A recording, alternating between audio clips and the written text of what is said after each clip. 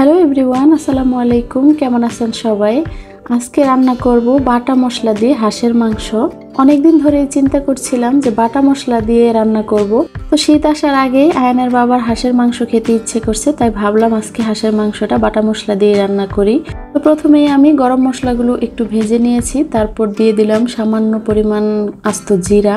তো জিরা দিলে কিন্তু তরকারির মধ্যে খুব সুন্দর একটা স্মেল আসে। তারপর দিয়ে দিলাম হচ্ছে পেঁয়াজ। তো পেঁয়াজটা কিছুক্ষণ ভেজে নেওয়ার পর এখন আমি দিয়ে দিব হচ্ছে আদা রসুন বাটা।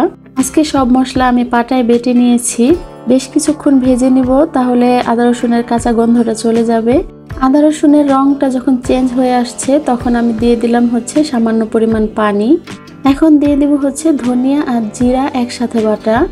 এখানে 2টা কাঁচামরিচ, 4টা পাকা মরিচ আর 10-12টা গোলমরিচ একসাথে বেটে নিয়েছি। আর দিয়ে দিলাম হচ্ছে পরিমাণ মতো লবণ। মশলাগুলো বেশ কিছুক্ষণ কষিয়ে নিয়েছি। এখন দিয়ে দিব 1 চা চামচ শুকনো মরিচের গুঁড়া আর 2 চা চামচ হলুদের গুঁড়া। মশলা যত বেশি কষানো হয় তরকারির স্বাদ কিন্তু আরো বেশি ভালো আসে।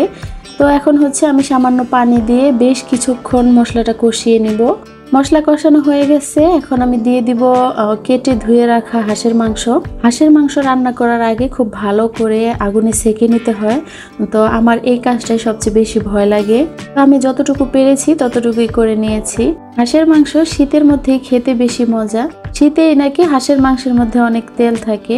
এখনো যেহেতু ওইরকম শীত পড়ে নাই, তাই হাঁসের মাংসের মধ্যে ওইরকম তেলও ছিল না। তো বেশ কিছুক্ষণ কষিয়ে নিয়েছি, এখন হচ্ছে পরিমাণ মতো পানি দিয়ে দিব। মাংস কষানোর সময় খুব সুন্দর একটা স্মেল আসছিল। বাটা মশলার তরকারি আসলে গুঁড়া মশলার চাইতে অনেকটাই বেশি মজাদার। ব্যস্ততার কারণেই হোক বা আলসেমির কারণেই আমরা তো গুঁড়া মশলা দিয়ে রান্না করে ফেলি খুব তাড়াহুড়া করে। আমার রান্না মোটামুটি শেষ। তো মাংস সিদ্ধ হয়ে গেছে। আমি কয়েকটা আস্ত কাঁচামরিচ মাঝখান থেকে ভেঙে দিয়ে দিয়েছি। হাঁসের মাংসের মধ্যে ঝোল একটু কম রাখলেই বেশি ভালো লাগে।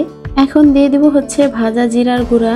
এই তো আমার রান্না শেষ। আমি জিরার গুঁড়াটা ভালো করে মিক্স করে নিলাম। এখন হচ্ছে নামিয়ে নিব। তো হাঁসের মাংস কার কার পছন্দ অবশ্যই কমেন্ট করে জানাবেন।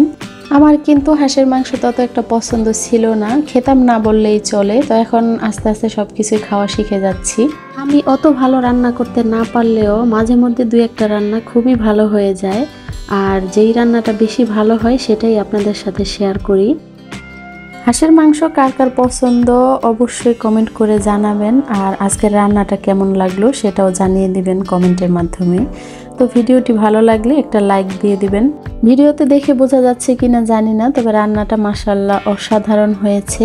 তো আজকের ভিডিওটি এখানেই শেষ করছি। সবাই ভালো থাকবেন। আল্লাহ হাফেজ।